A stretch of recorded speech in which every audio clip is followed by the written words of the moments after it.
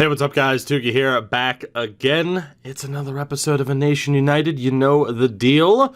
Although the deal is bizarre, because we left this last episode with this team being on the verge of making the playoffs as a wild card team. It's February 1st, and there was the question of what do we do with this team? Because the forward core is looking good.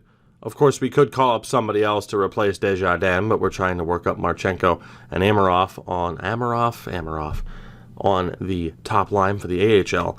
Really, the only big issue right now is defense, right? And the question is, would it be worth going out, building up this defense, getting rid of some draft picks, which is what we would have to use to build up this defense, and seeing what could happen this year for the sake of the memes? Unfortunately, it's really not worth it. It's not, because this team, for the most part, is young, and playing the long game is the better way to go. I mean, you look at the draft picks that we have here. You look at the upcoming draft that's in front of us, and knowing that there are going to be at least 3 Russians in that first round, it's very, very tough. Very tough. And right now there's technically 4 Russians in the first round: Kavanov, Vishnevsky, Volchenkov, and Ulanov. We just can't risk it right now. We just can't. So what we're going to do in today's episode, mainly because, well, we don't have anybody to get rid of at the deadline, what we're going to do is sim through the rest of this season. We will hopefully not make the playoffs, have a half-decent draft pick that we can then use to go out and get the top Russian in this draft. Slow and steady is the way to go. And Renat Valiev suffers a concussion within 2 games of us beginning to sim, so in case you needed to know what our luck was going to look like this episode, apparently, there you go. But, yeah, I mean, as much as I want this team to win as soon as possible, the answer here still is slow and steady, as Mackenzie Weegar is on the move. The Weegar. But, yeah. Still, the best way to go about this, slow and steady, as PK Subban's been dealt to Washington, Jesus, alongside Tucker Poolman. And Kyle Comiskey's back to 100%, didn't know you were hurt. Slow and steady is the approach. It worked for us in the Finnish series in terms of us being able to build a team, whether or not that team won, well, but that was the best approach to get the team into a winning situation. Right now, being like, yeah, let's go out and get defensemen. No, I mean, sure, technically, yeah, we could bring in Nikita Zaitsev, who should have we could bring in Nikita Gusev, although he's been dealt to Ottawa. Like, yeah, we can bring in a player the caliber of Nikita Zaitsev or Nikita Zadorov, who shouldn't have the most value in the world. But at the end of the day, do we really want to screw ourselves out of a higher draft pick by building a better team in that decent defense? I mean, like I said, the memes could take over, and we could do well, make the playoffs, and maybe even win if we were to build up this defense. But the good thing is we're falling off of the playoff pace. It takes 73 points to make it, and that's what we want. Again, there is that. The top Russian in this draft is in the mid-teens in terms of projection. That's the guy that we want. Memes are nice. Memes are great. Winning when you're not supposed to is hilarious. But ultimately, I think this is, again, the slow and steady approach is the way to go, as Yaroslav Askarov is going to miss time due to a concussion. The people in Glasgow are falling apart like flies. Falling apart like flies. That doesn't make... You know what? I'm going to stand by that statement. I'm going to stand. I am going to stand by that statement. It's fine. Don't worry about it. Everything's great. Everything's fine. Except that, again, everybody on this team is falling apart due to injuries right now. Which, honestly, that might be for the best. Keep falling apart, keep losing games, increase our chances of higher value draft picks that will make it easier for us to wheel and deal at the draft. That is the game plan. And indeed, we are losing games hand over fist right now, which is exactly what we want. Although the amount of injuries is getting to be just a little bit ridiculous. Just a little bit ridiculous. There have been a shit ton of injuries. Trennan breaks his nose. Everyone's falling apart. Let's see. We're going to need to call up a random defenseman. Let's call up Vorobiev, I guess. Get Dimitri an opportunity at the NHL level. And we should be okay. Let's just go best lines. Let's get this season over and done with, please. Please get this season over and done with, because it has been painful to this point. Renat Valiev is back. Very, very good. As we'll finish this season, hopefully, with 40 regulation losses. That's what it's looking like. That's what I'm hoping for. And indeed, so 37, 40, and 5 is the final record for us this season. Indeed, had we made certain changes, we might have done well. We might have actually been able to make the playoffs, especially if we improve that defense. But again, that's not the goal. That's not what we were hoping for. So let's take a look around the league, and of course we'll take a look at the stats. Yes, Vitaly Kravtsov absolutely killed it. Philly, Pittsburgh, the Rangers, and Caps make the playoffs. We finished second last in the Metro because Columbus was terrible. In the Atlantic, it's Carolina, Montreal, Boston, and Toronto. The Central, Chicago, Minnesota, Dallas, Detroit, and Winnipeg. St. Louis just missed out. And in the Pacific, Edmonton, San Jose, and Vegas. Go figure, San Jose making the playoffs. Carolina, the top team. We were 26th in the league, so we have better odds to win the number one pick than the Blue Jackets do if this game's history is anything to go off of. Now again, Kravtsov killed it. 49 goals, 83 points at 22 years old. He has 112 goals in 246 career games. Absolute monster. Back-to-back 40-goal seasons. Tarasenko obviously did very well next to Kravtsov. Denis Gurianov did incredibly well. And yes, I know, 27 power play goals for Kravtsov. Barbashev and Trennan both did great. 54 points for Mikheyev with 29 goals. I have no complaints about this offense and how they're developing. No complaints whatsoever. I mean, this offense is looking pretty damn good moving forward. Defensively, Rykov and Gavrikov are both solid. Bushkin wasn't that bad either. So, we do have some pieces there, not top-notch talent. And then Shesterkin did okay, given what he was playing behind this season. So the future is already looking pretty damn bright. We have a strong draft here. Maybe we pick up a good player or two in free agency, and things could look pretty damn good for us, as Pasternak, Malkin, Gensel, and McDavid all broke 100 points. And yes, of course, Artemi Panarin is up there as well, a dream player for us to get in this series. Defensively, Erik Karlsson leading the way to the surprise of absolutely nobody. The goal-scoring king amongst defensemen, OEL, with 17 goals for Ronick and 16 for Timmins and Fox. Goaltending-wise, the winningest was Carey Price. The shutout leader was Craig Anderson. Save percentage-wise, Garrett Sparks had a shutout, 11 saves in his only appearance. It didn't count as a shutout, though, so he didn't start that game. Top goaltender, Binnington or Jonathan Quick, likely to win the Vezina. Probably Jordan Binnington in Chicago. And for the top rookie, we have Morgan Frost, who probably just beat Cole Lind for the Calder. Good old Cole Lind. I hope he wins it, though, just because it's Cole Lind. So we will move on. That pretty much does it for our season. We'll see how the playoffs go. And we'll take it from there as Trennan's back from injury.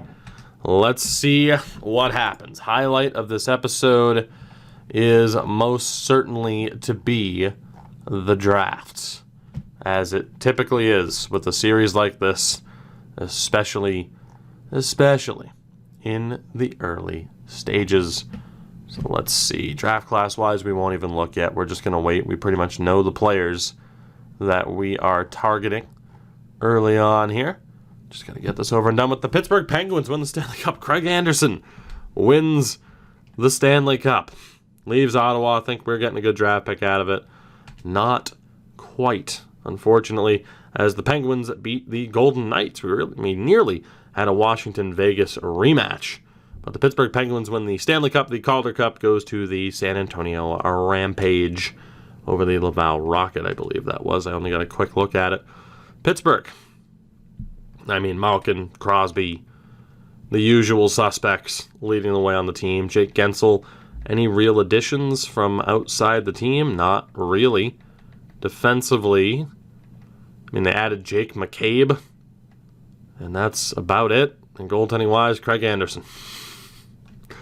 903 save percentage, apparently. It was a 910 in the playoffs, though. 41 years old.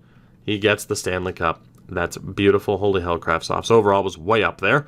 Award-wise, Pasternak wins the Art Ross. The Hart goes to Malkin for the second year in a row. A Norris to Provorov. Lady Bing to Crosby. Calder goes to Frost. Crosby wins the Conn Smythe. Binnington wins the Vezina and the Jennings. Sarnak the Masterton. The Jack Adams went to Minnesota. Nathan McKinnon won the Selke. That's crazy. Ted Lindsay to Pasternak. And the Rocket Richard to Malkin. In the AHL, it's a player named Wallace who put up the most points. He was also league MVP. Most goals went to Max Zimmer. Wallace was also top rookie. Mike Riley, the top defenseman. Curtis McElhinney, top goaltender. And the MVP of the playoffs, Tim Stützle. So the Rampage were stacked. No surprise that they were able to win. As again, Vitaly Kravtsov at an 87. Overall, we'll take a look at the progress reports to see what else we're dealing with here. Guryanov's up to an 87. Kravtsov currently an 87. Barbashev and Trennan at 85s. Mikheyev looking good. Goldobin looking good. Artem Anisimov really starting to fall off here. But all in all, I like what I see. Amarov's up to a 77. And then in the system, Chistov, Mukhamadullin improved. Askarov did not, which scares me quite a bit. Vorobyov, Saprikin. We did see some pretty good development here, though. Tulipov looking pretty good. Do we have anybody else? Mironov up to a 61. Nikulin with some improvements as well. Not too bad. Successful season, in my humble opinion. Let's see what happens, though, with the lottery. We have the 8th pick in the draft. Not too bad, though. Again, that'll give us the ability to trade down, which will give us the ability to trade back up later on. Colorado, they were the big movers in that lottery, unfortunately for us, as Dustin Brown calls it quits. Como, Clutterbuck, Letestu, and others. Defensively, Ryan Suter, Mike Green, Goligoski, and Bouwmeester. For goaltenders, Ryan Miller, Mike Smith, Jimmy Howard, Corey Schneider, Curtis McElhinney, and the best of them all, Michael Neuwirth. There'll be some staff members here, judging by the pause. It's Green and Suter, who both become coaches. Not too shabby. Interviews, here we go. This is what we were waiting for. So let's see here. The top Russian, Kavanov. Is there anything more that we can learn about him? Not really. I mean, we know the ETA. He's pretty much good to go. Vishnevsky, good to go. We already know pretty much everything about him. Volchenkov is available as well. I need to get the ETA for him. It's probably 2 to 3 years out. But this is... this is going to be interesting. This is going to be interesting to see if we can pull this off in terms of getting all of these players. It's not going to be an easy thing to do at all. But there we go. Let's strength or weakness scout. And we are good to go. Pavel Volchenkov, likely, hopefully, soon to be a member of this team. And then Ulanov, medium top 6. The problem is we still kind of need a player like that, but it'll be cheaper to trade for him later on. And then Medvedev, good God, we have to get that guy. We have to. Okay, I think we're good. It is going to take some moves to pull this off. And I don't know if we're going to be able to do so perfectly. There might be a player that we miss, but that's okay. So Kavanov is projected to go 11th. We have to end up with this guy. And hopefully the AI doesn't screw us over. I don't know if we're going to be able to trade. All right, if Calgary or LA screws me, I'm going to be so upset. Let's see if we can trade down with Tampa, even to get an extra third-round pick back in the deal. It'll be worth it. Again, every pick is going to matter. Let's add a third and a fifth. Will that work? No. What about just the third? No. Okay, so you know what? It's not worth it. We're just going to make that pick. Because if somebody were to take him early, it would be a disaster. So Shane Wright goes number 1, Sylvestre, Shanahan, Kamel, Persson, Savoy, and Lambert. Let's go ahead and make our pick. We have our choice. It's Nikita Kavanagh, the 18-year-old. The grades are looking good. The shooting category is outrageous. He is the pick here. Not expecting an elite, but it would be great. And there we go. Medium top 6, 72 overall. Would Los Angeles have chosen him? Probably not. Would Calgary have chosen him? Probably not. But I didn't want to take the risk. Better safe than sorry when controlling the Lightning or having anything to do with the Lightning and picks being made, and guys being selected earlier than they're supposed to be selected. If you know, you know. If you know, you know. So next up, oh boy, how the hell are we going to swing getting 2 picks in the 20s? How are we going to do this? The Rangers and Leafs. Oof. I don't know if we're even going to have the ability to do this. I don't think we're going to be able to get everybody that we want to get. Is there anybody where it makes sense to give them up? Not really. Like Sokolov. Sokolov would work. Goldobin's on an expiring deal. Artem Anisimov has no value. This could be where we use Mironov because we do have Askarov and we'll be able to get another goaltender whenever we need to. I think we are going to have to give him up. I think we're going to have to. He's the best guy to give up right now to make this work. There's no way I can get all the players I want to get unless we give this guy up. So let's see if the Rangers are willing to give up other draft picks. Hopefully they are. Indeed they are. So I think 2 firsts might be a bit much, but I'm going to go for it. Will that work? Holy crap. Okay. Well, I didn't expect that to go through. Again, maybe should have added a little bit more. We pick up some picks from the Rangers. Let's sim ahead. Looks like Leonov wasn't ours, was he? I don't think he was. I can't check his nationality anyway. I think we're okay. I'm going to have to get that pick from the Leafs, too. All right, good. Vishnevsky and Volchenkov are both still there. I need to get this other pick as well from the Leafs, but now we have that extra first from the Rangers to pull this off. So that's very, very good. And then we have an extra third rounder that's going to help us hopefully be able to get into the second round again if we need to. So let's see what we can do here. Let's just safety net this. Will that go through? No, it won't. What if I take that out? Still rejected. What about now? What about just 1 for 1? Rejected, quite close to fair value. That's not really surprising. What if we add that 7th from Anaheim? I have no idea when we even picked that up. That won't go through. Let's go to next year's picks. Add in a 6th. Hopefully this works, please. Damn it, Toronto. You're killing me here. You're killing me here. 5th rounder next year. That should be enough, right? Thank you. Okay, cool. So we're going to be able to get these 2 forwards as well. It is going to be Alexei Vishnevsky, 3 years out. We'll pick him up. 65 overall. Not too bad. Not amazing. And with Volchenkov, still worth picking up as well. Probably going to be about the same overall. He is a 66. So there you go. 3 solid forwards to add. You could argue maybe we should have gone for someone a bit more established. I like Ulanov, but we can't prioritize him. He's not worth the value of the pick.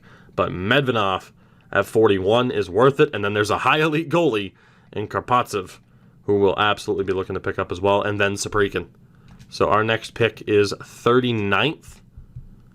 we should be okay. We should be. Medvedev is 41st. God forbid if someone takes Medvedev. Don't you have done it. I think we're good. Yep, we're good. Perfect. So Medvedev. Hopefully you are as good as advertised. Alexander Medvedev. How could he not be? The 18-year-old is the pick. The 18-year-old's a stud. 76 overall, medium top 6 forward. Now see, here is where we're building it up. Because with these forwards now, we're going to be able to get rid of some guys like Goldobin and use him to go out and get the defensive help that we really need. So everything's coming together. I mean, I know it's 4 medium top 6 players, but that is extremely helpful. And again, we're absolutely going after Karpatsev next. 45th overall, so that's 40, 1, 2, 3, 4. I mean, we could really go for any pick here. Let's go to Tampa. Again, just because I want to make sure that nobody steals this guy out of nowhere, which could very well happen. So we have quite a few third-rounders that we can use to get this deal done. Is 2 third-rounders enough? Yes, it is. I just realized what the value was before I even hit the button, but that's okay. I mean, it's worth it because we are getting an even better goalie to replace the one that we got rid of. Oleg Karpatsev, straight C's, 5 years out. That is a damn good deal to me. 54 overall, high elite. He is now the second high elite goalie that we have on this roster. Absolutely tremendous. And then Saprikin, we probably want to go for as well. 49th according to our scouts, but 52nd. And then Kolsnik, I don't know if we're going to be able to trust him just for how good he's going to be. Didn't mean to back out there. So it's going to be 52. 44, 5, 6, 7, 8, 9, 50. Let's see if we can work out this deal with Detroit and see how good this guy ultimately is. But overall, very happy with this draft. So we have a third. Let's go a 6th and a 7th next year. Is that enough? No, it is not. Excuse me. So it's going to have to be a 4th rounder from the Leafs. Still rejected. Okay. All right, this could be tough. Let's add in that 6th as well. Detroit, what do you think? Yikes. It's going to be a little bit more expensive than I would have cared for. Detroit, you're killing me here. This is ridiculous. This is ridiculous. Thank you. God, I hope this player's worth it. I hope he's worth it because there's a chance that he won't be. But it's a risk, I think, that we have to take. I think it's a risk that we have to take. Maxim Saprikin. Wasn't really worth it, but that's okay. I mean, we gave up a bit, but not an outrageous amount. So Kolsnik, I don't really think we can trust that he's going to be any good. Let's sort by potential at this point. So Semenov at a low top 6. Again, it's the worst potential. It is the worst potential. There's a medium 9 in Dmitriev. Kostitsyn's not that good. I think we're out.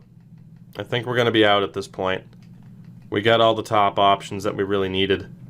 When is this next pick? 103. Let's just go ahead and sim to it. We'll make it. We might as well.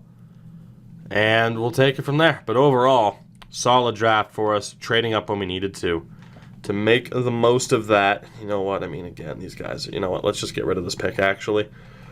Let's recoup a draft pick or two for next year. But all in all, very happy that we were able to add more forwards into the mix. Boston wants this pick. Can I get a 5th, 6th, and 7th next year? It's probably a bit too much, but I'm still going to go for it. There we go. Never mind. Worked out perfectly. So that'll do it for this draft. Again, very happy with who we ended up with. I mean, Saprikin, meh, but those first 5 picks were absolutely tremendous. And again, I know, they're all forwards. I told you from the get-go it was going to be very difficult to find the defensive help. And it is going to take a little bit of RNG luck through the draft and having the right players show up at the right time.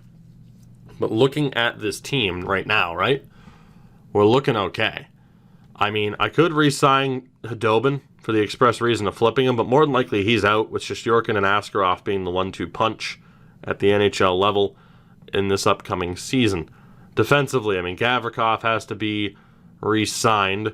Mukhamadullin will probably be signed and played in the AHL. And then forward-wise, of course, we're still going to have all the money in the world. So bringing back Kravtsov, Goldobin, Kamenev, even Artem Anisimov, that's going to be very, very simple. The only question is who is a pending free agent. Evgeny Malkin, Alex Ovechkin, pending free agents. And this could be the year where if we sign either of them or both of them, that we use them at the deadline to go out and get more top prospects. That is likely the plan. Again, Kravtsov won't hit the market. Alex Radulov, also potentially an option. What about defensemen, though? Anybody on the defensive side of things? Not really. There never is. There never, ever is. But if any of those big-time forwards hit the open market, we're going to be looking pretty damn good. That'll do it for this one. Next episode, we go through the offseason and we begin the sim on that next season. Very excited to see what happens because already things are kind of shaping up exactly as I wanted them to. Hope you enjoyed. If you did, you know the deal. Drop a like, subscribe, check out everything in the description, and shout out to my patrons over on Patreon. I love each and every one of you. I will see you all in the next one. Until then, have a good one, and goodbye.